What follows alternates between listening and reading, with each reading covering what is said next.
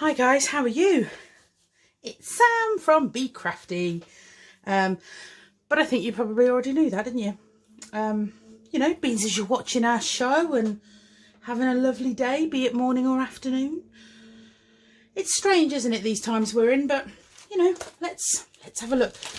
I'm going to assume that someone's told you all about all these lovely stamps that we've got on with you this morning. We are going to use but a few. And now I've got them all jumbled up. I don't know which one's which. But it's all right because I've put some of them on blocks. You know, like the ones I want to use. So, shall we begin? It sounded like I was going to read you a bedtime story then. I can absolutely, categorically assure you, I won't be doing that. I won't. I don't think it's necessary. I probably don't think you either want that as well. These are the templates on this morning's show. This afternoon. We're going to use the Distressed Harlequin or Distressed Diamonds. Is it Distressed Diamonds? Distressed Harlequin? I'm sure someone will have told you by now. Anyway, it's distressed and it's awesome. So what we are going to do is we're going to use two colours here. Now, there's a good chance this will do exactly what I want it to do. In the event that that doesn't happen, don't panic. I won't tell you. And you'll be none the wiser. Right, let's get some colour out. Now, I'm on my A3 blending mat. If you don't have these, well, if I'm brutally honest, I honestly could not manage without them. This is the A3. You get an A3 and two A4 approximate sizes. Everybody blends differently. Me and Bev certainly do it differently. I put my ink out onto the mat, as you have just seen me do. A better person would have taped down this template, but I haven't. So let's just go with it. Yeah, so I do it this way. Bev goes from ink pad straight to project. Onto the mat, blends it in, and then goes onto the project, sorry. So if you're interested in the colours, I am using Distress Oxide, picked raspberry, not pickled, as I occasionally say, by very much accident, and wilted violet. And just moving in sort of little circular motions and just sort of blend over that line. If you want to go back in with a pink one, you can. The thing with these oxides is they're just a bit dreamy, aren't they? Quite honestly. Over with the pink again. Just going to blend that line with purple. And then with the wilted violet, I'm not going to put as much ink on this time because I kind of almost want it to fade out a little bit. So we're going to come round again. And then very gently just sort of smooth that out. So the colour was slightly more, especially if I put a bit more on, slightly more intense at the join of colour. And then sort of fades out to, I wouldn't say fades out to nothing, but you get where I'm coming from. And then when you take it off, that's what you have. Or that's what I have, because I'm here and you're not. And that is so weird. I have to say, we are really missing you all. It's so bizarre. Anyway, here we are. Now, next thing, I'm going to take the ledger. Now, you're going to get this on one backing card. You're going to get this and the nibs. See, I knew by mixing them all up that was a bad move. They're now on one backing card because it was the right thing to do. So what I want to do is we're just going to push that up a little bit. Ledger. Now, with just the two colours that we've used,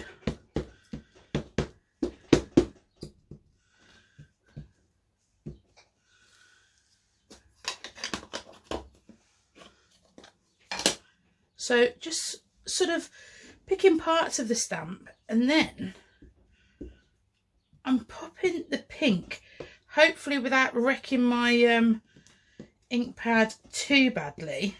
I'll show you a way to fix that in a second.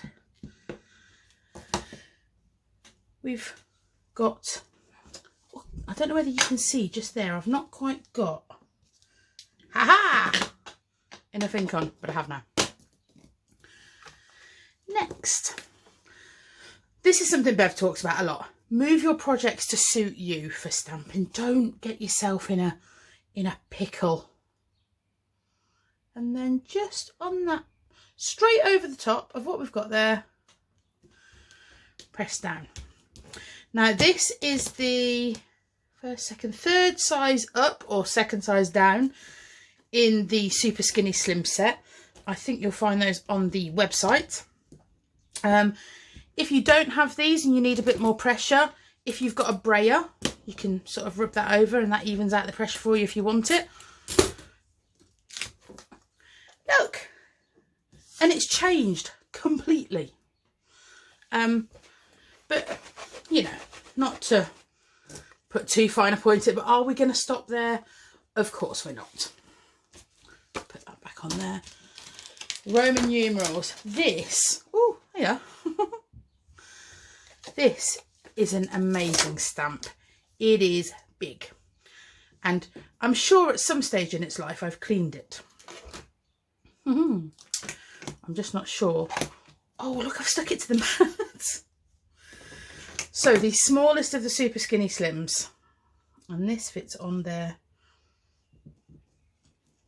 perfectly, shall I say? Would you? Oh, that was good, wasn't it? Right, a bit like we did with that ledger stamp, we're going to put the purple, sorry, wilted violet at the ends. And then, do you remember I said I was going to show you how to fix this mark on your... I am still going to do that, don't panic. I don't think you were panicking, were you? Anyway.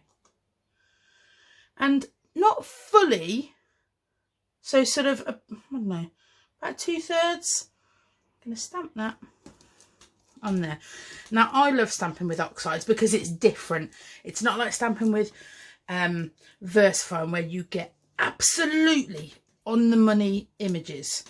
But these stamps actually lend themselves really well to suiting with distress. Suit themselves really well to stamping with distress. I don't know why I've just wiped that off, because actually what I need to do is do exactly the same and then to the other side. Deary me. Oh no, I've done it the wrong way. Hasn't got to be exact. If you have watched my demos before, you'll have definitely heard me say that. My theory is with that, no one's coming to check, are they? And if they are, meh. So exactly the same, but just at the top. Again, with these Skinny Slims, if you need to move them a little bit, you can do that. Oh, look. It just seems, I'm sorry for reaching over you there. It's like it's just starting to take shape, isn't it? I'm just wanting to wipe that off there, because I know who I am, and quite honestly, I will definitely either put this down upside down. We've all done it, haven't we? Now, do you remember I said I'm going to show you how to get rid of this on here. Now, unfortunately, I have to admit on TV that this is where Bev's way of doing things is right, because using the pink one to get my ink on there, and there he is, clean. Job done. And next, I want to just blend these edges in pink. Now, the reality is you could use either colour. I'm going to use the pink one because that's the ink pad that I made a mess of. So it just suits me to do that.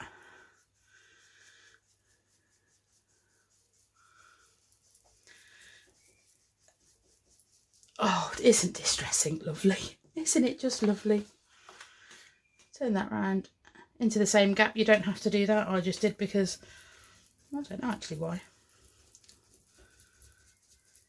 And that's all with the ink that was on there from cleaning the pad.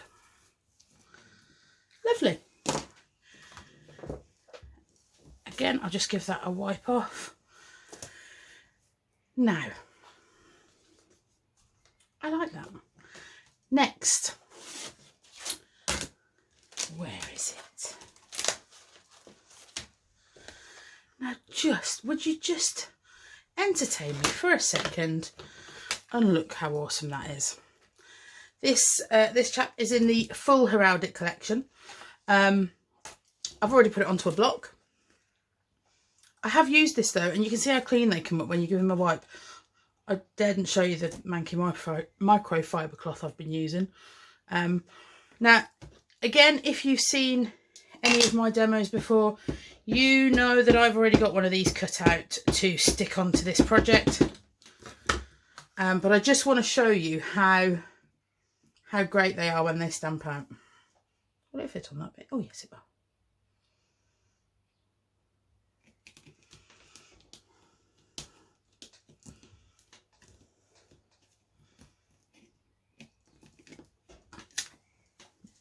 Look, oh look.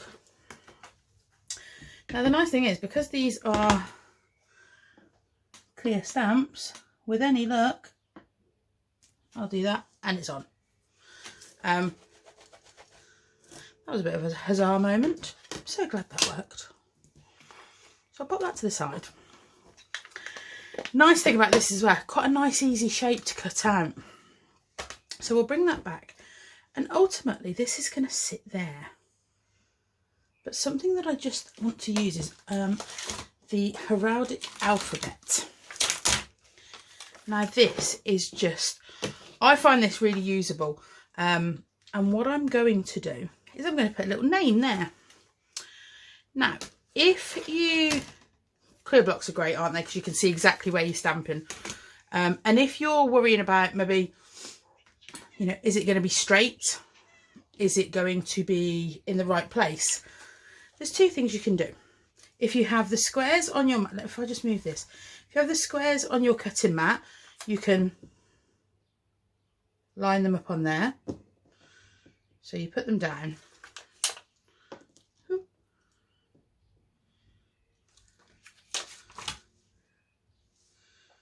Like so. Now when they're new, they are a bit sort of sticky to your fingers. And then with your block, pick them up and you're away. So I'll do that because that's what we've done now. If you don't have clear blocks, something else you might have that you could use the same way is a clear ruler that's got the markings on. Just an idea. Just an idea. Let me move that just out of the way a second. This is going to go there. Abby, my favourite girl in the world. One of. Got two favourite girls in the world. And then, actually I'm just worried I might have taken you away a bit too far now. Double-sided foam onto the back of here. Because I want that to sort of stand out, if you like, in the centre of the card.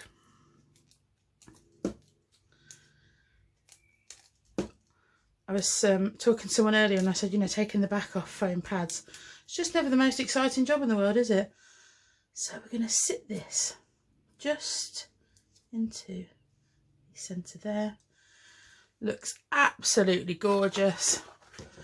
Turn over. Hopefully this will make this much quicker because it's double-sided foam tape rather than little squares. Nearly there.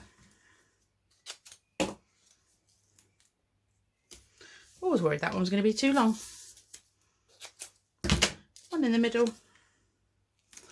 Again, use whichever sort of medium suits you best for sticking your projects down. I find that for this sort of a card where, you know, there's lots going on but it's quite quiet, if I want that bit of 3D, Bit of foam tape works just for me. And there you go. Really lovely to kind of see you guys. I hope you're having a great time and staying safe. Hoping to see you all really, really soon. Take care. Bye.